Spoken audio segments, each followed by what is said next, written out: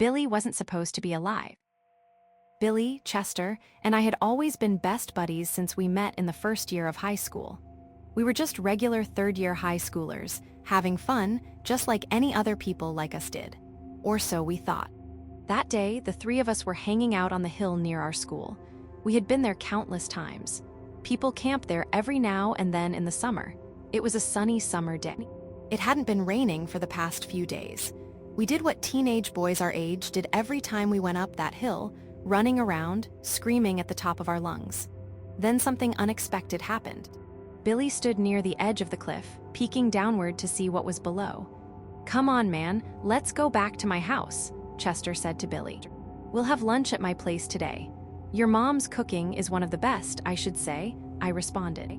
"Don't you guys dare leave without me," Billy said as he turned around to face us and took a step forward when suddenly, the ground beneath him cracked and gave way. A landslide happened right before Chester's and my eyes. Before Billy even realized what was happening, he fell along with it. "Billy!" Chester and I shouted in fear and panic as we saw him fall and disappear from our sight. We ran as close as possible to the edge and peeked downward. We couldn't see him from up there. Determined to find him, we decided to go down by foot in the safest way possible. It took us a while, but we made it. What lay in front of us was Billy's body, crushed from the waist down by a boulder that had fallen with him just seconds earlier. Blood flooded the soil around him. Billy didn't move. Losing that much blood, it didn't seem like he would survive. "Billy?" I called out slowly, hoping for a response. Nothing. We were third-year high school students. This wasn't something we were used to seeing. We didn't dare get any closer. "What do we do?" Chester asked, panicked. "We find Billy's parents. We tell them," I said. "We can't just stay quiet. It was an accident anyway." "It wasn't our fault. But what do we tell them?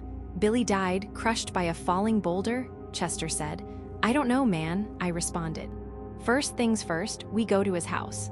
And just like that, we ran as fast as we could toward Billy's house.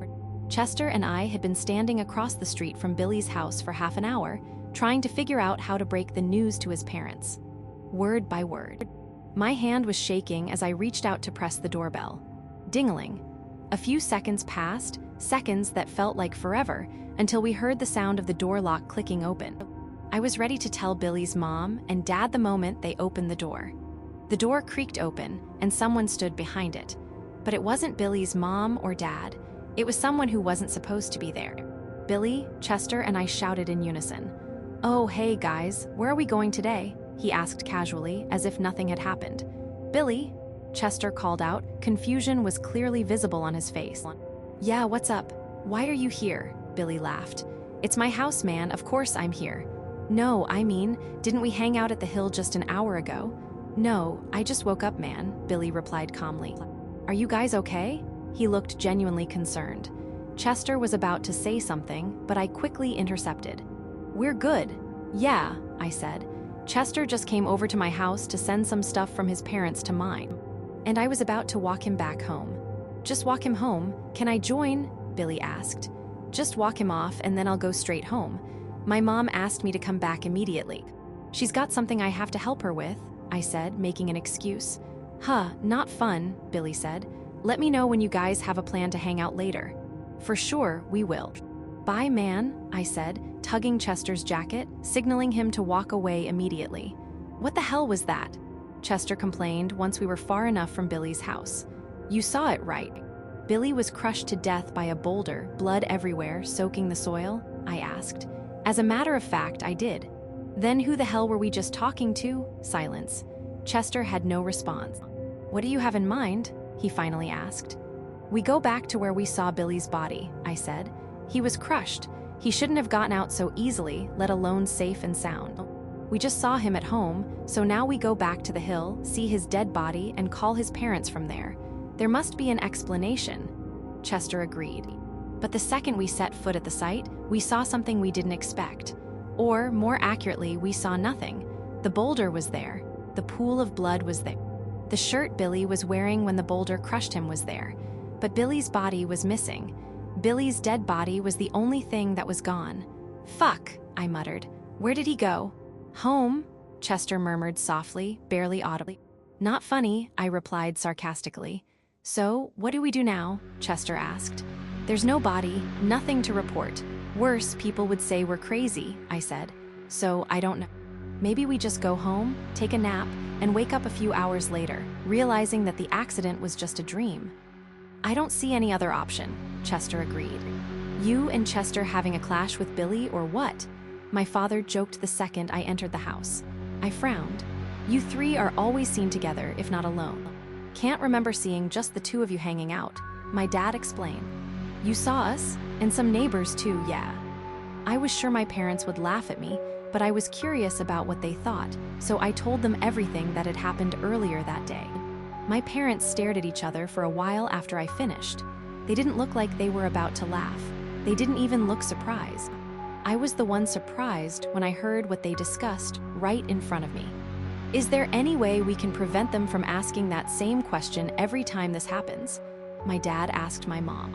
"I'm tired of explaining the same thing over and over." "The protocol never said you have to," Mom replied calmly. "I know, but the scientist in me keeps urging me to explain things whenever people ask." "I feel you, babe. But push through, you'll get used to it." I did. I was stunned. I truly didn't understand what they were talking about. "Mom, Dad, what actually happened? Do you know something?" I asked, feeling an inexplicable sense of dread. My dad spoke again. "We're not your parents." I froze. "You're still explaining," my mom interjected calmly. "I can't help it. I'll make it short," Dad responded, then turned back to me. "This small town is a research facility designed to create and develop clones." "Clones?" I muttered. "Who?"